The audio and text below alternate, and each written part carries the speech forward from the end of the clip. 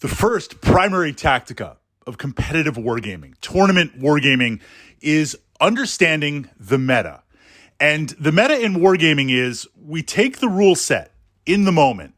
Naturally, a wargame being a simulation of a narrative, there are certain units that are going to be better than other units.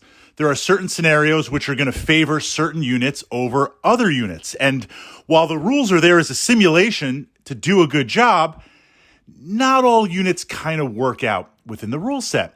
So the meta is where you look and say, just based on the rules, like, yes, the rule of cool I like. Yes, the narrative I like. Yes, certain miniatures are really awesome to look at, to build and paint and collect. This is tournament play. All of that goes aside. You ruthlessly look and say, based on the rules right now, what armies, what lists, what builds, what armadas are going to rank at the top. And many players play this way. Now, this type of meta works really well for larger events that draw from a variety of players and a variety of areas. Think bigger tournaments. Now that we've got that framework, I want to talk about the meta from a smaller tournament perspective. And this might be your local gaming shop, your local gaming group. You're hosting a tournament. A tournament is going to be in play, and you want to roll some dice and see how you're going to do. Likewise, this could be going to a smaller event. Smaller events have a different meta in that they don't always follow. They don't always follow kind of that overall big event. So you want to do a little bit of recon. You want to kind of get an idea of what's going on. So within that framework of a local gaming group, and I defined a local gaming group as it could be a club, it could be hosted in a gaming store, it could meet once a week to play. You've got maybe 10 or 15 regular players.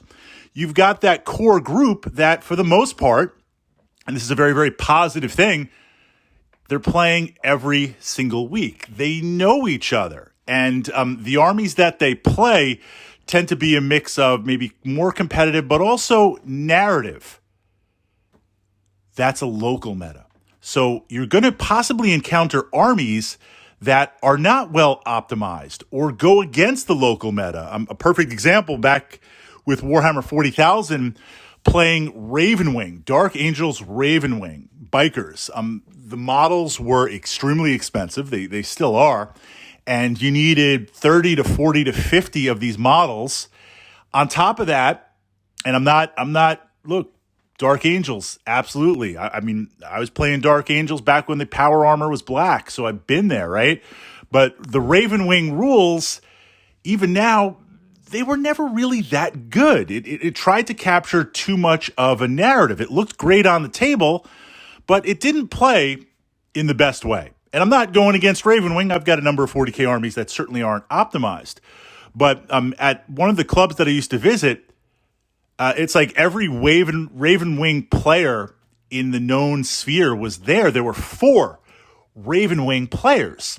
So you knew this was kind of a Saturday event once a month out on Long Island. You knew the 10 or 15 players that were there before some other out-of-town club members showed up.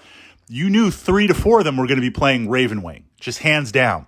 So that round 1, possibly round 2, where it's a random draw, a random mix-up of players, there's a good chance you were going to face that army. Did you have the ability to bypass armor saves? Did you have the ability to counter speed? And did you have the model mass on the table to really punch through additional toughness and other rules? So that's an example of when tournament players, when they play on the bigger scope of a game, they will look at the overall meta. And you have to do that. But when you get down to a smaller club event, it's not the game meta, it's the local meta that they're playing. Another example would be certain clubs tend to favor certain missions over other missions.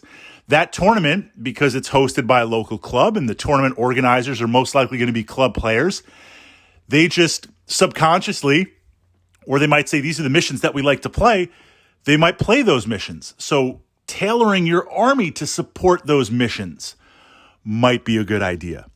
focusing on the shift and understanding, yes, the meta is very, very important in competitive wargaming, but many of us, or most players, especially with the big events, focus on the massive meta, the game meta, the rulebook meta. They don't look at the absolute local. And that absolute local is sometimes absolutely bonkers or runs counter to the actual game itself, depending on the vibe, depending on the feel of the club. So as you move into competitive play, the first thing you look at and ask, what's the meta of the rules and what's the meta of the place, the club, the Rogue Trader event, whatever you're going to be playing, what is that and how does that affect my army?